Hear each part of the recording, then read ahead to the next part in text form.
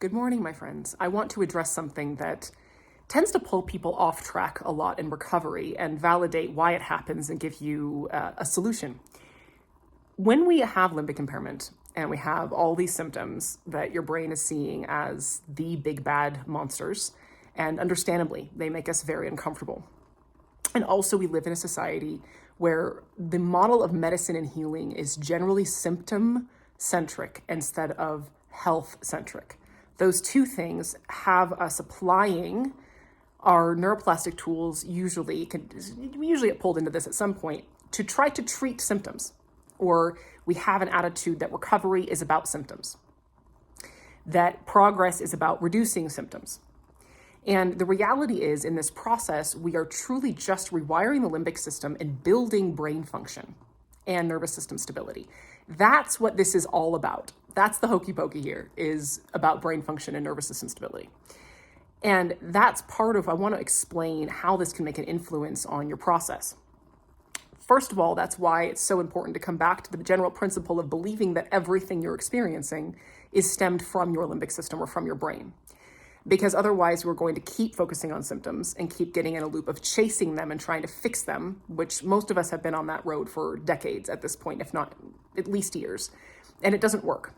It's important to fix the origin of it, which is in the brain and in the dysregulated nervous system. So that's one big thing, is come back to, it's just that perspective is so important because it allows for these other things. So one of the things I want to highlight when we're doing visualization, most programs I've ever seen for neuroplasticity have some form of visualization as a bread and butter aspect of the practice. And a big part of what we're doing there is building prefrontal function. We're accessing our prefrontal cortex and executive function, learning how to create a story and execute, have our emotions and attention follow the storyline that we're creating. So we're creating an emotional experience and we're executing our ability to push ourselves into that experience. It's very powerful. And we have to use our prefrontal cortex to come up with a scenario and really think it through and execute the whole thing. That's so powerful. And that's what visualization is all about. And that's something that sticks even when your visualization practice is difficult, when it's tricky, when it feels like it's not working, when you get distracted a lot. Every time you redirect back to what you're doing, you're building executive function. You're building the ability to sustain your focus on something with your mind, your mental focus and your emotional focus. And those are key skills in building a healthy brain.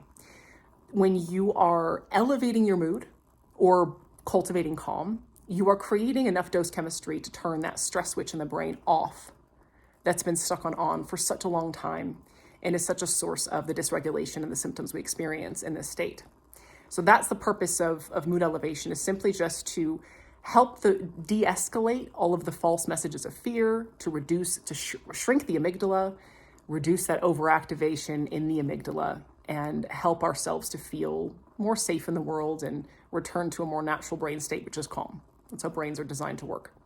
When we redirect brain patterns that are unhelpful and fear-based, those are oftentimes the things that perpetuate the stress chemistry and the cross-wiring that we experience in this. And those are what DNRS calls POPs, and I'm sure other programs have other names for them. That's the purpose behind those practices, is to interrupt those pathways and create healthy ones that are based in dose chemistry and help to remove the thing that's perpetuating the problem.